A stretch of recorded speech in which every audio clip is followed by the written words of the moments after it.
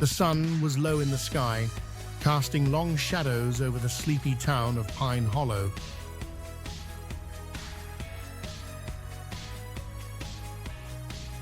As Amy and Mark parked their car at the edge of the forest.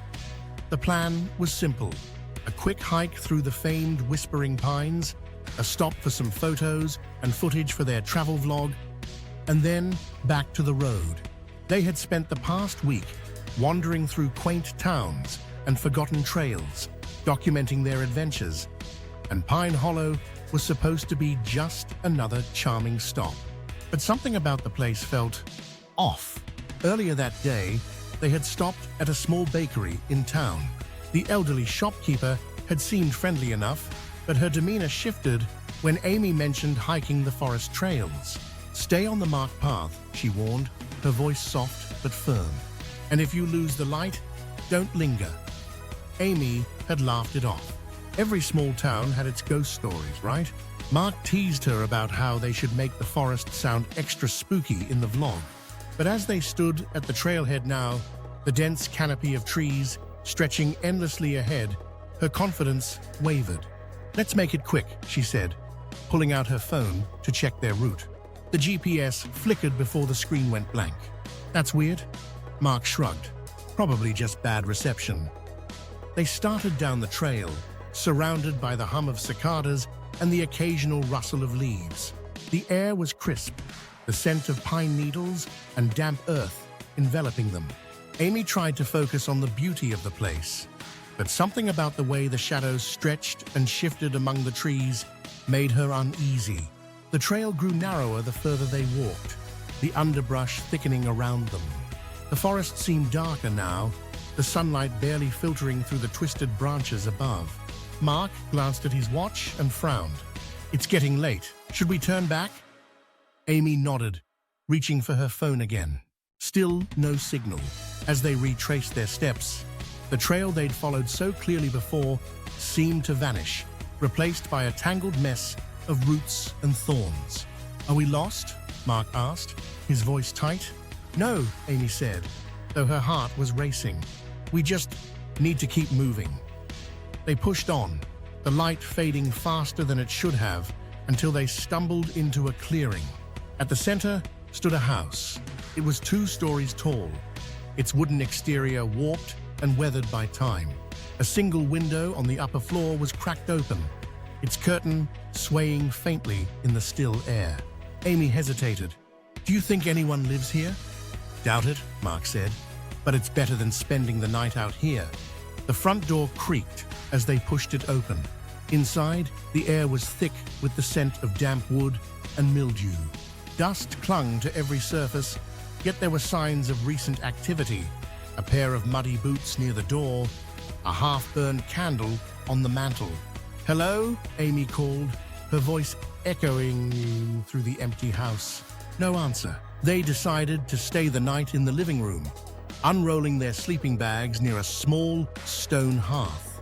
Mark managed to get a weak fire going, the flickering light casting long shadows across the walls. Amy tried to focus on the warmth of the flames, but her eyes kept drifting to a large, cracked mirror above the mantel. The way it reflected the firelight seemed wrong, almost distorted. "You okay?" Mark asked. "Yeah," she lied, "just tired." But sleep didn't come easily. The house creaked and groaned as though settling under some invisible weight. At one point, Amy thought she heard soft footsteps upstairs, but Mark dismissed it as animals or the wind. Then came the scratching. It was faint at first, like nails running along the wooden walls, but it grew louder, closer. Amy sat up, clutching her flashlight. "Mark, do you hear that?" He nodded, his face pale.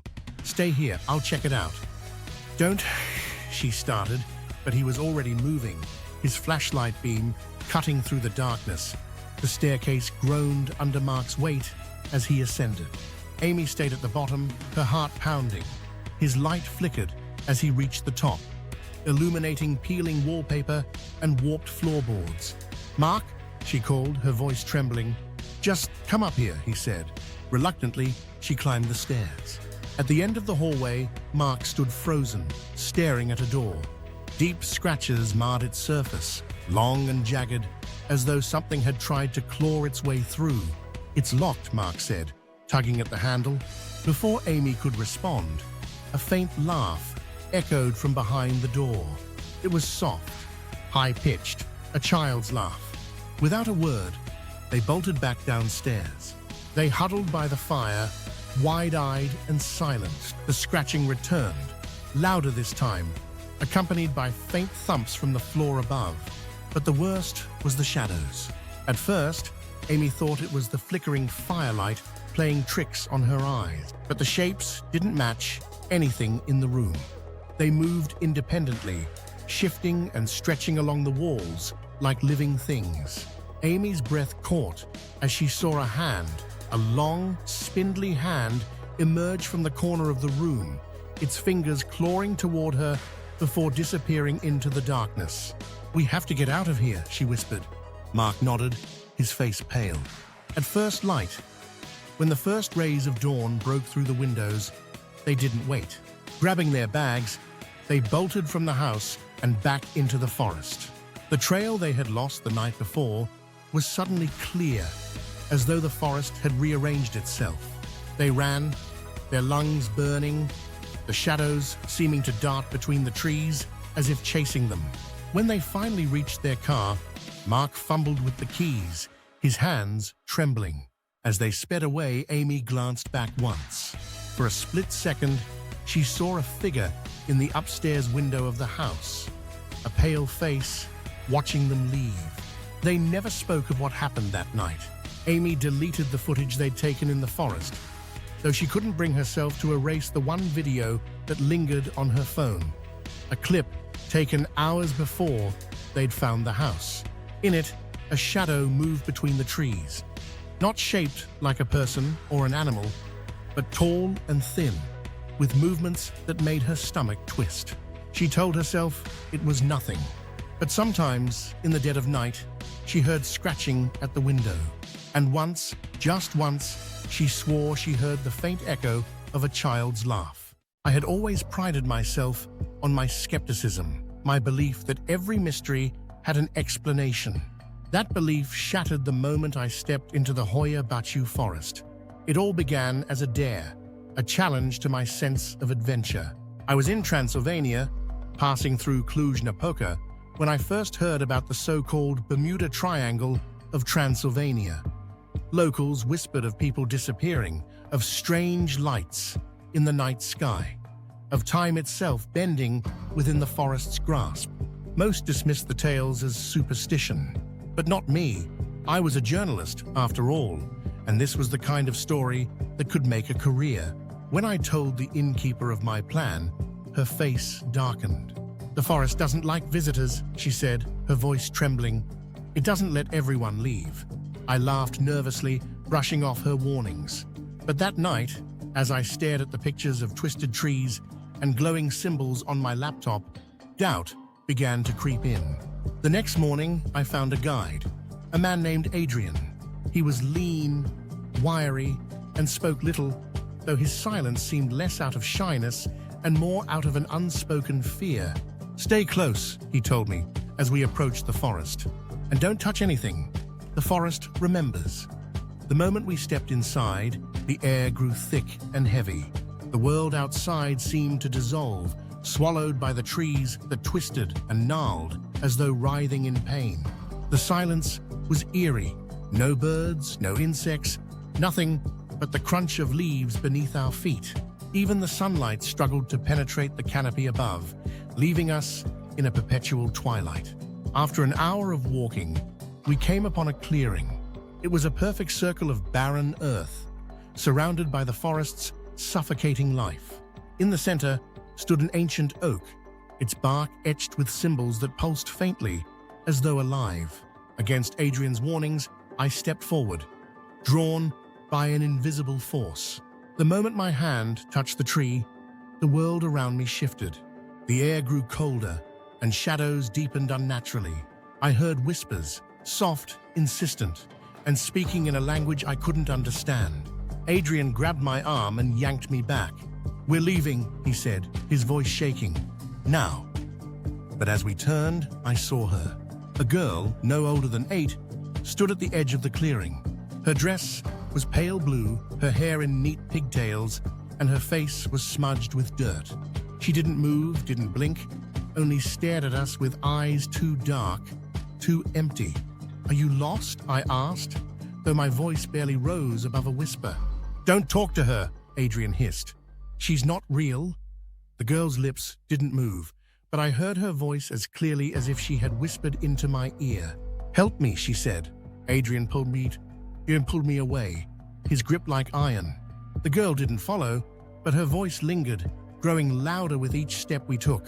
By the time we reached the forest's edge, the sun was setting, though we had only been gone a few hours, or so I thought.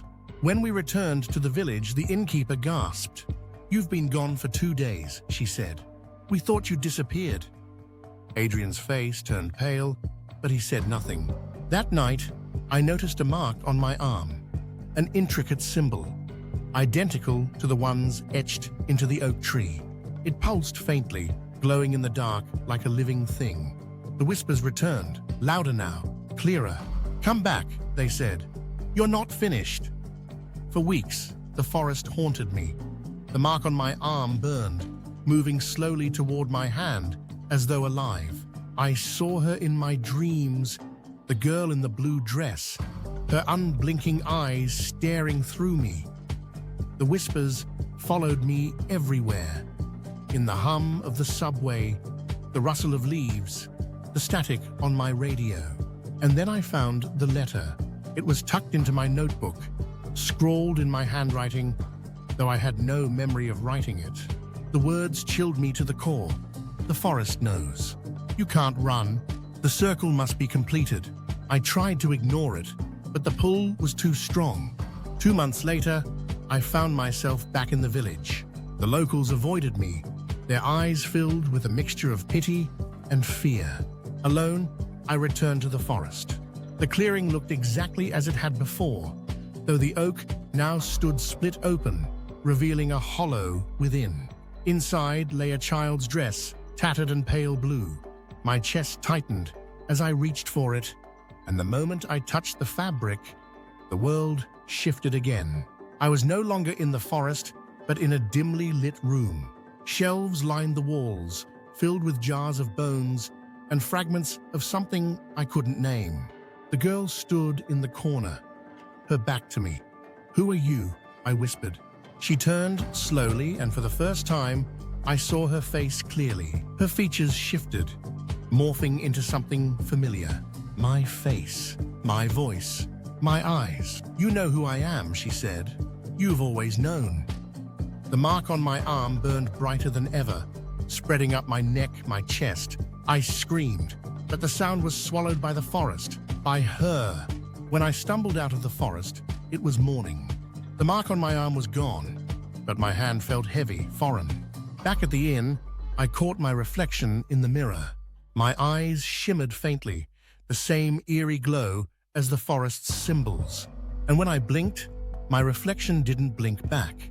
Now, even far from Transylvania, the forest finds me. I smell its damp earth, hear its whispers. I see her, know myself, watching from the shadows. And every night, as I lie awake, I hear her voice. "Wait," she says, "your time is coming."